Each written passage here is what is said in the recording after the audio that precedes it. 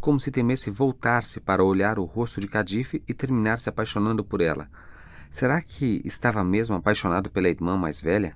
Seu desejo de se apaixonar perdidamente tinha sua lógica. Até ele sabia. Quando chegaram ao fim da rua, ele parou para olhar um aviso na janela da Cervejaria da Alegria, escrito num pedaço de papel de carta. Devido ao espetáculo teatral desta noite, o ilustre Zihni Sevik, candidato pelo Partido do Povo Livre, adiou a reunião desta noite. Através da vidraça da pequena e estreita Cervejaria da Alegria, ele avistava Suanai Zahin, sentado à cabeceira de uma mesa, com toda a sua trupe. Apenas 20 minutos antes de começar o espetáculo, estavam todos bebendo sofregamente. Quando examinava atentamente os anúncios da campanha eleitoral na vidraça da cervejaria, seus olhos demoraram-se num cartaz amarelo em que se lia: seres humanos são obras-primas de Deus e o suicídio é uma blasfêmia. E isso foi a deixa para cá perguntar a Cadife o que achava do suicídio de Teslime. Tenho certeza de que você já sabe o bastante para transformar Teslime numa história muito interessante para seus amigos na Alemanha.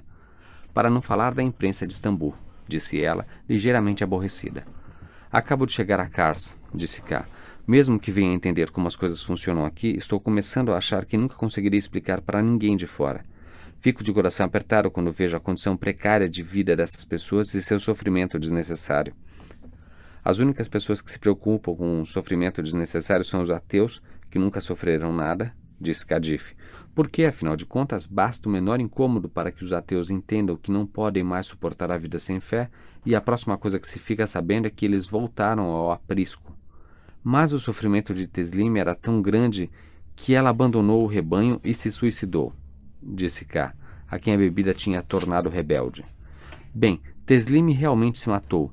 Pode-se dizer que ela cometeu um terrível pecado. Se você for ao 29º verso da Surata, do glorioso Corão, vai ver que o suicídio não é claramente proibido. Mas a ideia de que ela deve ter pecado e se suicidado não é nada comparada ao amor que sentimos por ela. Ainda há um cantinho em nossos corações em que a lembramos com profundo amor e afeição. Então você quer dizer que mesmo que essa jovem infeliz tenha cometido uma afronta contra a nossa fé, nós ainda a podemos amar? Disse K, tentando adiantar-se a Cadife. Já não acreditamos em Deus de todo o coração. Já não precisamos disso, porque agora, como no Ocidente, submetemos nossa crença ao exame da razão e da lógica. É isso que você está querendo dizer? O Sagrado Corão é a palavra de Deus, e quando Deus dá uma ordem clara e precisa, não cabe a meros mortais questionar, disse Cadife. Ela parecia muito segura de si, mas nem por isso você deve supor que nossa religião não deixa margem à discussão. Eu digo-lhe apenas que não vou discutir minha fé com um ateu, e nem mesmo com um secularista. Desculpe-me. Você tem razão. Não sou uma dessas islamitas detestáveis que saem por aí tentando convencer secularistas de que o Islã pode ser uma religião secular, acrescentou Cadife. Tem razão novamente, disse K. É a segunda vez que você diz que tenho razão, disse Cadife com um sorriso. Mas eu não acho que você realmente pensa isso. Não. Mais uma vez você tem razão, disse K, mas sem sorrir. Por algum tempo eles andaram em silêncio. Será que ele iria se apaixonar por Cadife e não por sua irmã? K sabia muito bem que nunca haveria de sentir atração sexual por uma mulher coberta com um manto, mas não conseguia deixar de brincar com esse pensamento secreto.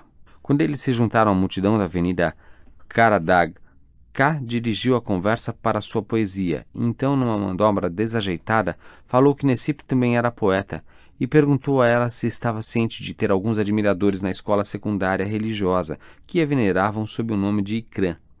Que nome? K lhe contou algumas das histórias que ouvira sobre Ikram. Nenhuma dessas histórias é verdadeira, disse Cadife. Eu não ouvi nenhum dos rapazes que conheço da escola secundária religiosa contá-las. Ela deu mais alguns passos e então disse, mas já ouvi a história do shampoo antes. Ela sorriu. Na verdade, não fora ela, mas um rico e muito odiado jornalista de Istambul quem tivera a ideia de sugerir que as moças que usam manto raspassem a cabeça. E aquilo foi dito apenas para chamar a atenção da coisa verdadeira nessas histórias. A primeira vez que fui me encontrar com as moças que usam mantos, eu fui para ridicularizá-las, mas também por curiosidade. Vamos colocar as coisas nestes termos. Eu fui por uma curiosidade diabólica. E então o que aconteceu? Vim para Kars porque o Instituto de Educação me aceitou e também porque minha irmã já estava aqui. Assim, afinal, essas moças eram minhas colegas, e se você continua sem acreditar em mim, vá visitá-las em suas casas quando elas o convidarem. Suas mães e pais as educaram para serem como são. O mesmo fez a instrução religiosa que receberam nos estabelecimentos do Estado. Então, de repente, depois de passarem a vida toda ouvindo que deviam cobrir a cabeça, ouviram a contra-ordem. O Estado quer que vocês tirem seus mantos. Quanto a mim, continuou Cadife, eu enverguei o manto um dia para marcar uma posição política. Fiz isso para me divertir, mas ao mesmo tempo aquilo era assustador. Talvez por lembrar que eu era filha de um homem que fora inimigo do Estado desde sempre.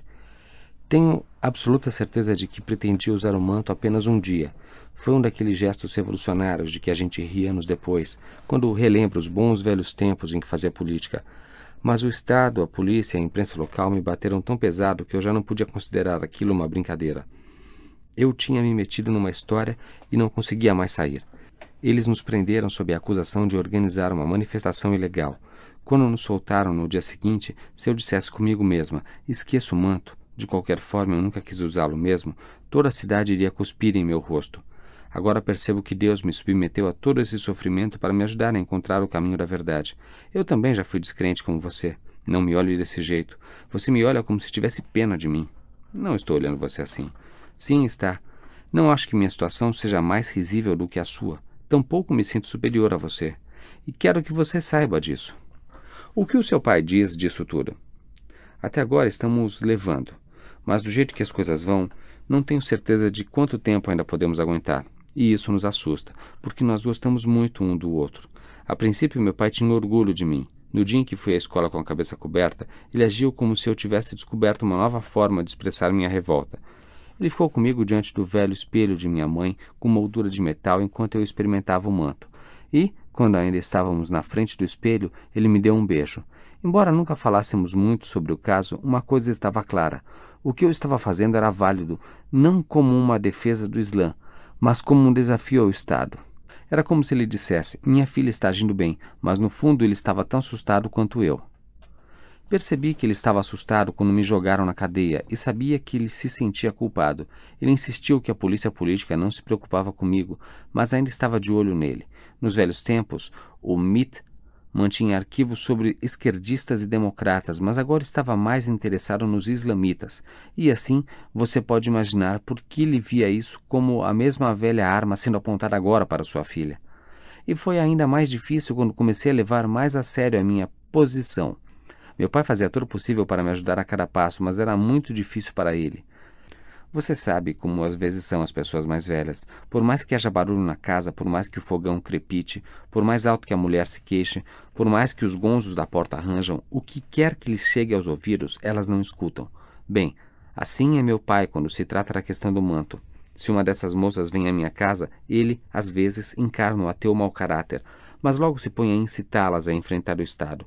E como tratei de fazer com que essas moças amadurecessem o bastante para enfrentá-lo, estou fazendo reuniões em casa. Uma delas vai estar conosco esta noite. O nome dela é Randi. Depois que Teslim se suicidou, os pais de Randi fizeram pressão para que ela descobrisse a cabeça. E ela o fez, mas não está nem um pouco satisfeita com a decisão. Meu pai diz que tudo isso lhe lembra seus velhos tempos de comunista. Há dois tipos de comunistas: os arrogantes, que entram na briga esperando transformar as pessoas em homens e fazer a nação progredir, e os inocentes, que se engajam por acreditarem na igualdade e na justiça. Os arrogantes são obcecados pelo poder, e eles imaginam pensar por todo o mundo. Deles não pode sair nada de bom. Mas e os inocentes? O único mal que fazem é a si mesmos. Mas é tudo o que sempre quiseram. Eles se sentem culpados pelo sofrimento dos pobres e têm tal ânsia de partilhar esse sofrimento que desgraçam as próprias vidas deliberadamente. Meu pai era professor, mas aí eles lhe tiraram o emprego. Durante uma sessão de tortura, arrancaram-lhe uma unha. Depois de outra sessão, jogaram-no na prisão. Não obstante, ele fez o que pôde. Durante anos, ele e minha mãe tiveram uma papelaria. Tiraram xerox. Chegaram até a traduzir romances franceses para o turco. Às vezes eles iam de porta em porta vendendo enciclopédias à prestação. Quando a pobreza beirava o insuportável, eles nos abraçavam e se punham a chorar. Ele sempre teve muito medo de que acontecesse alguma coisa ruim conosco, e então, quando a polícia nos procurou depois que atiraram no diretor do Instituto de Educação, ele ficou muito assustado, embora tenha resmungado com eles também. Ouvi dizer que você foi se encontrar com o Azul. Por favor, não diga isso ao meu pai. Não vou dizer, disse K. Ele parou para tirar a neve do casaco. Não vamos por aqui. Direto para o hotel. Pode-se ir por aqui também. A neve não acaba, tampouco a lista de coisas que temos para conversar. Além disso, quero lhe mostrar a Rua dos Açougues. O que Azul queria com você? Nada. Ele falou alguma coisa sobre nós? Meu pai ou minha mãe?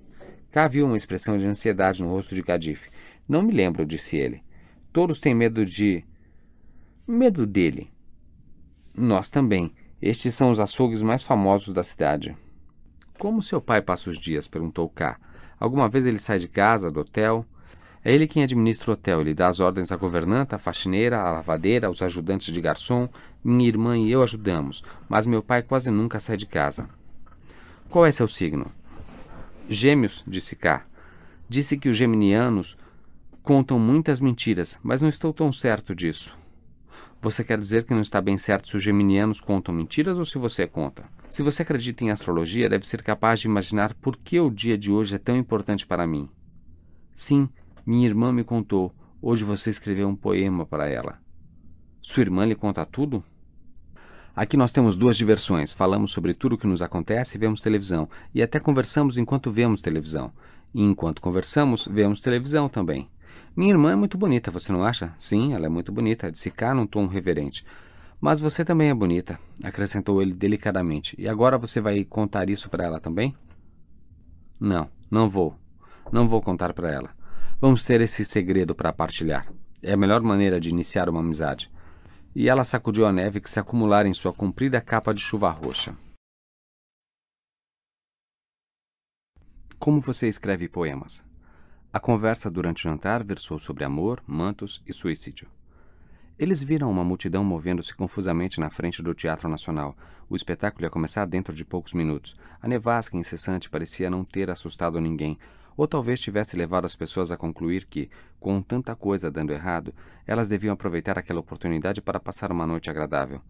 Muitos dos que se aglomeravam na calçada em frente ao velho edifício de 110 anos provinham das fileiras dos desempregados. Havia jovens que tinham vindo de casa e dos alojamentos de estudantes envergando camisa e gravata. Meninos que saíram às escondidas de suas casas. Muitos trouxeram os filhos. Pela primeira vez desde que chegara a Kars, K viu um guarda-chuva preto aberto. Kadif sabia que K estava no programa e que deveria recitar um poema, mas quando ele disse que não pretendia participar e que de resto não tinha tempo para isso, ela não tentou fazê-lo mudar de ideia. Ele sentiu que outro poema estava vindo. Parou de falar e correu para o hotel o mais depressa que pôde. Antes pediu desculpas, dizendo que precisava dar uma corrida até o seu quarto para se refazer. Mal abriu a porta, atirou longe o casaco, sentou-se à mesinha e começou a rabiscar furiosamente. Os principais temas do poema eram amizade e intimidade. Falava também de flocos de neve e estrelas e de numerosos motivos que lembravam dias especialmente felizes. Muitas observações de Kadif foram incorporadas diretamente ao poema, sem alterações. Enquanto um verso se seguia a outro, K examinava a página com o prazer e a excitação de um pintor olhando uma pintura aparecer em seu cavalete. Agora ele percebia que sua conversa com Kadif tinha tido uma lógica oculta. Nesse poema intitulado As Estrelas e Seus Amigos, ele desenvolveu a teoria de que toda pessoa tem uma estrela, cada estrela tem um amigo, e para cada pessoa que tem uma estrela, há outra pessoa que a reflete, e cada um, como um confidente, leva esse reflexo no coração. Embora ele conseguisse ouvir a música do poema em sua cabeça e o exaltasse em sua perfeição, aqui e ali pulara uma ou outra palavra que lhe havia escapado. Faltavam também alguns versos. Mais tarde, ele haveria de dizer que aquilo se devia à sua preocupação com Ipek, ao fato de não ter jantado e de estar feliz como nunca antes. Logo que terminou o poema, ele desceu depressa para o vestíbulo e entrou nas dependências reservadas aos proprietários.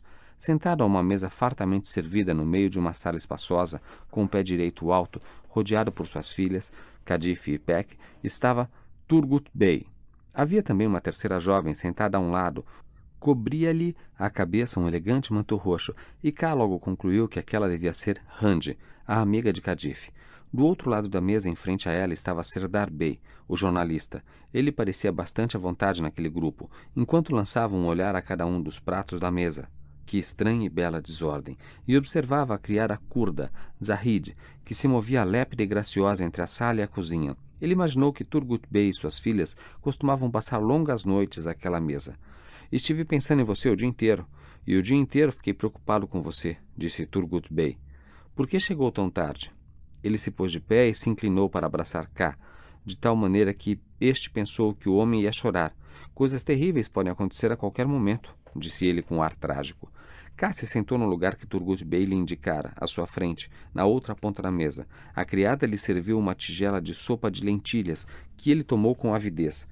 Outros 2 homens voltaram ao seu rack, dirigindo o olhar para a televisão bem atrás dele. Quando K viu que todo mundo tinha feito o mesmo, fez uma coisa com que vinha sonhando fazia muito tempo. Pôs-se a olhar o belo rosto de Ipek. Como mais tarde ele iria descrever seu êxtase infindável de forma muito vívida em suas anotações, sei exatamente o que sentiu naquele momento. Como uma criança feliz, não conseguia manter os braços e as pernas quietos. K não poderia estar mais nervoso e impaciente se ele e Ipek estivessem correndo para pegar o trem para Frankfurt.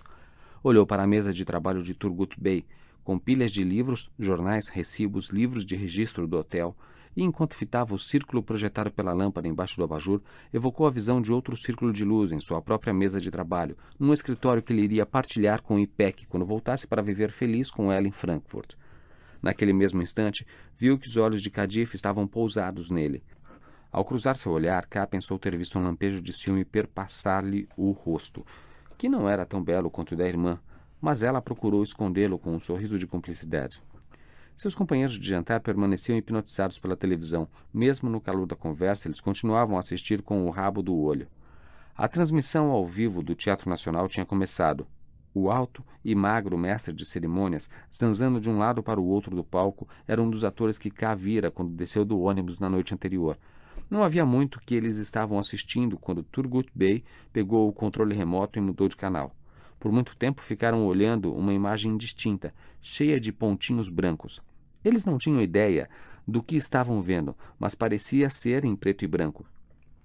Pai, disse Peck, o que você está vendo? É a neve, disse ele. E isso pelo menos é uma descrição exata de nosso tempo aqui. Vale como se fossem notícias de verdade. De qualquer forma, você sabe que, se passo muito tempo num só canal, sinto-me roubado em minha dignidade. Então, pai, por que simplesmente não desliga a televisão?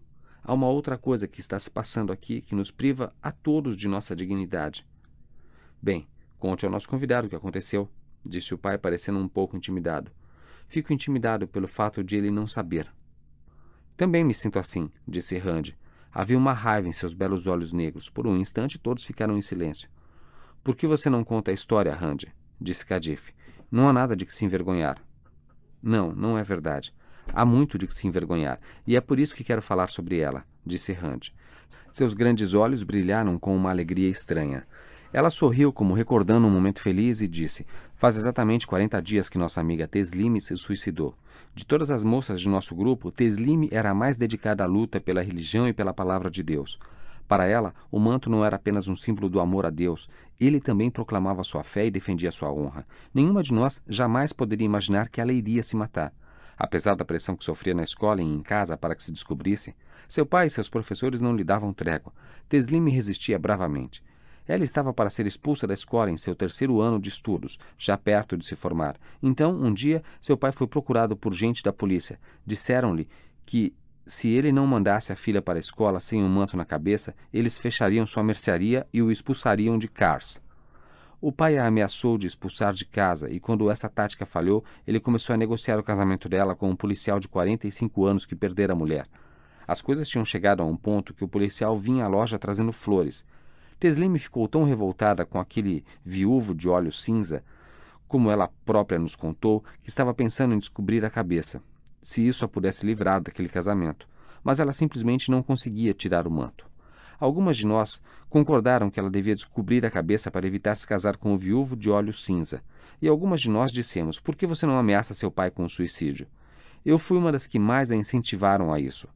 Eu não queria de modo algum que Teslime abandonasse o manto. Não sei quantas vezes disse a ela: Teslime, é muito melhor se matar do que descobrir a cabeça. Mas eu dizia isso da boca para fora. Era só uma maneira de falar. Nós acreditávamos no que os jornais diziam, que as jovens suicidas se mataram porque não tinham fé, porque eram escravas do materialismo, porque eram infelizes no amor. O que eu estava tentando fazer era dar um susto no pai de Teslime. Teslime era uma jovem piedosa, por isso achei que ela nunca pensaria seriamente em suicídio. Mas quando ouvimos que ela se enforcara, fui a primeira a acreditar. E o que é pior, eu sabia que, se eu estivesse em seu lugar, teria feito a mesma coisa. Randy começou a chorar. E Peck foi para perto dela, deu-lhe um beijo e começou a agradá-la. Kadif juntou-se a elas. Vendo as moças abraçadas umas às outras, Turgut Bey deixou de lado o controle remoto e logo também tentava consolar Randy. Dentro em pouco, todos estavam contando piadas para fazê-la parar de chorar. Como se tentasse distrair uma criança chorona, Turgut Bey apontou as girafas na tela. Então, como uma criança incerta quanto a poder ceder, Randy olhou para a tela com os olhos cheios de lágrimas. Por longo tempo, as jovens se esqueceram de suas próprias vidas enquanto olhavam duas girafas movendo-se em câmera lenta numa terra distante, talvez no meio da África, num campo sombreado por denso arvoredo. Depois do suicídio de Teslime, Randy resolveu descobrir a cabeça e voltar para a escola. Ela não queria mais desgostar os pais, explicou Kadif. Eles tinham feito tantos sacrifícios, tinham se privado de tantas coisas para lhe proporcionar alguma formação. As coisas que a maioria dos pais faz para um filho único, eles fizeram para ela. Seus pais sempre acharam que um dia a Randy poderá sustentá-los, porque ela é muito inteligente. Ela estava falando baixinho, quase num sussurro, mas ainda alto bastante para que Randy a ouvisse. E, como todos os demais na sala, Randy estava ouvindo, mesmo com os olhos cheios de lágrimas fixos na tela da televisão. A princípio, nós outras tentamos dissuadi-la de descobrir-se, mas quando nos demos conta de que era melhor descobrir a cabeça que suicidar-se, apoiamos sua decisão. Uma vez que uma garota aceita o manto como a palavra de Deus e o símbolo da fé, custa-lhe muito tirá-lo. Randy passava dias trancada dentro de casa tentando concentrar-se. Como os demais na sala àquela altura, K estava se revirando de constrangimento, mas quando seu braço roçou o de Peck, uma onda de felicidade percorreu-lhe o corpo. Enquanto Turgut Bey pulava de um canal para outro, K tentava encontrar mais felicidade roçando o braço contra o de Ipek. Quando Ipek fez o mesmo, ele esqueceu tudo sobre a história triste que acabara de ouvir. Mais uma vez, a televisão estava sintonizada no Teatro Nacional.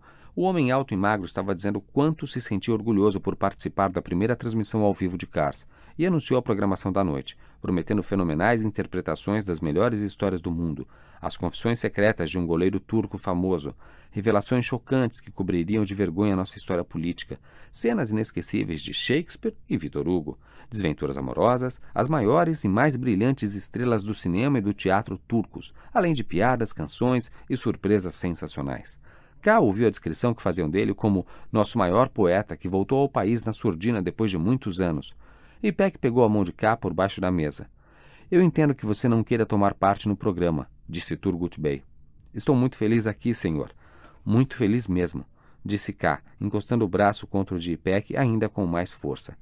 Pode acreditar que eu não gostaria de fazer nada para perturbar sua felicidade, disse Randy, deixando todos na sala nervosos, mas vim aqui hoje à noite para conhecer você.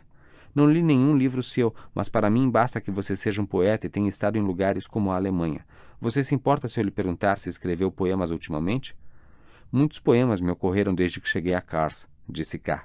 Eu queria conhecer você porque pensei que poderia me dizer como fazer para me concentrar. Posso fazer uma pergunta? Como você escreve poemas? Não é se concentrando? Toda vez que ele fazia declamações para turcos na Alemanha, essa era a pergunta mais comum entre as mulheres do auditório, e toda vez que elas perguntavam, K recuava como se lhe tivessem feito uma pergunta pessoal. Não tenho nenhuma ideia de como os poemas são escritos, disse ele. Um bom poema sempre parece ter vindo de fora, de muito longe. Ele viu o olhar de Randy se encher de desconfiança e acrescentou: Por que você não me explica o que quer dizer quando diz a palavra concentrar-se?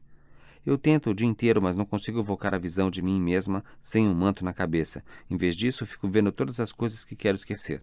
Por exemplo, quando eles notaram que muitas de nós estavam usando mantos na cabeça, mandaram uma mulher de Ankara para tentar nos convencer a tirá-los. Essa agente de persuasão ficava na mesma sala horas a fio conversando com cada uma de nós em particular. Ela perguntava coisas como: seus pais batem em você? Quantos irmãos você tem? Quanto seu pai ganha por mês? Que tipo de roupa você usava antes de adotar o traje religioso? Você gosta de Atatürk? Que tipo de quadro vocês têm nas paredes de sua casa? Quantas vezes por semana você vai ao cinema? Em sua opinião, os homens e as mulheres são iguais? Deus é maior do que o Estado ou o Estado é maior do que Deus? Quantos filhos você quer ter? Você sofreu maus tratos em casa? Ela nos fazia centenas de perguntas como essas e anotava todas as nossas respostas, preenchendo um longo formulário sobre cada uma de nós. Ela era uma mulher muito elegante, unhas pintadas, cabelos tingidos, cabeça descoberta, claro, e usava o tipo de roupa que a gente vê nas revistas, mas ao contrário...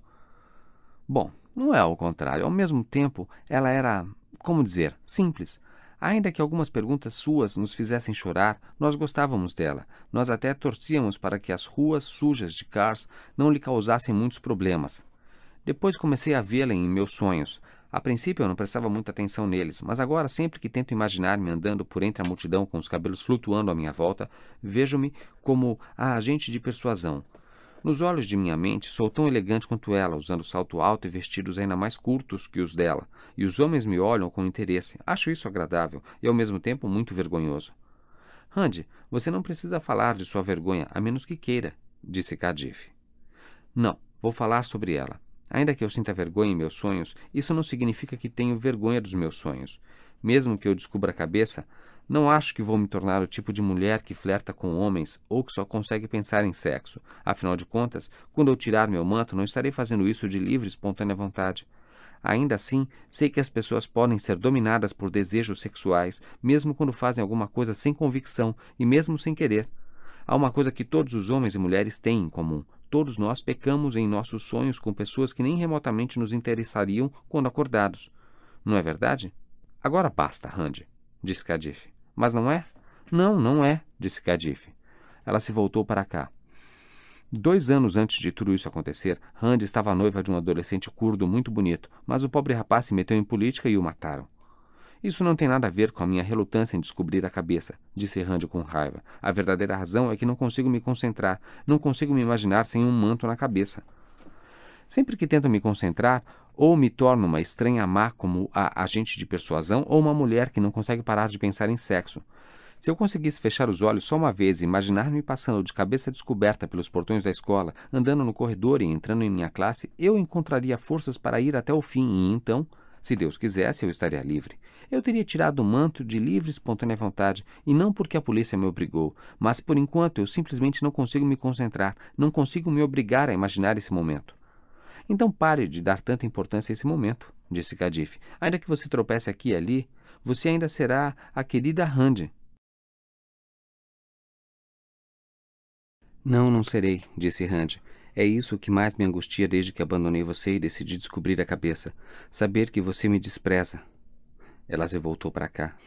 Às vezes consigo imaginar uma jovem entrando na escola com os cabelos esvoaçando à sua volta. Consigo vê-la andando pelo corredor e entrando em minha sala de aula favorita. Oh, como sinto falta daquela sala. Consigo até imaginar o cheiro do corredor e a frieza e a umidade do ar. Então eu olho pela vidraça que fica entre a sala e o corredor e vejo que a jovem não sou eu, mas outra pessoa, e começo a chorar. Todos pensaram que Randy ia começar a chorar novamente. Não tenho medo de me tornar outra pessoa, disse Randy. O que me dá medo é pensar em nunca ser capaz de voltar a ser a pessoa que sou agora, e até esquecer quem é essa pessoa. É isso que faz as pessoas se suicidarem. Ela se voltou para cá. Você já teve vontade de se suicidar? Seu tom era de flerte. Não, mas depois de ouvir falar das mulheres de Cars, a gente não consegue deixar de fazer perguntas difíceis. Se muitas jovens em nossa situação estão pensando em suicídio, pode-se dizer que isso tem a ver com o desejo de controlar nossos próprios corpos. É isso que o suicídio oferece a jovens que foram seduzidas para ceder sua virgindade. E é o mesmo para as virgens que se casaram contra a vontade. Para essas jovens, o desejo de suicídio é um desejo de inocência e pureza. Você escreveu algum poema sobre suicídio? Ela se voltou instintivamente para Ipek. Será que agora fui longe demais? Será que estou incomodando seu amigo? Está bem, então. Se ele não se importar de me dizer apenas de onde vieram esses poemas que lhe chegaram em Cars, prometo deixá-lo em paz. Quando sinto que me vem um poema, meu coração se enche de gratidão por aquele que o envia, porque me sinto muito feliz. Trata-se da mesma pessoa que sopra a alma em sua poesia? Quem é essa pessoa? Não tenho bem certeza, mas acho que é Deus que me envia os poemas. Isso porque você não está bem certo da existência de Deus ou simplesmente não sabe se é mesmo Deus que os envia? É Deus que me envia os poemas, disse K fervorosamente. Ele notou o avanço do Islã político, disse Turgut Bey. Talvez eles o tenham ameaçado, obrigando-o assim a se tornar um crente. Não, é algo que vem de dentro, disse K. Eu quero participar, ser como todo mundo. Desculpe-me, você está com medo? E eu ainda o recrimino. Sim, claro. Claro que estou com medo, disse K levantando a voz. Estou com muito medo. K levantou-se de um salto, de repente, como se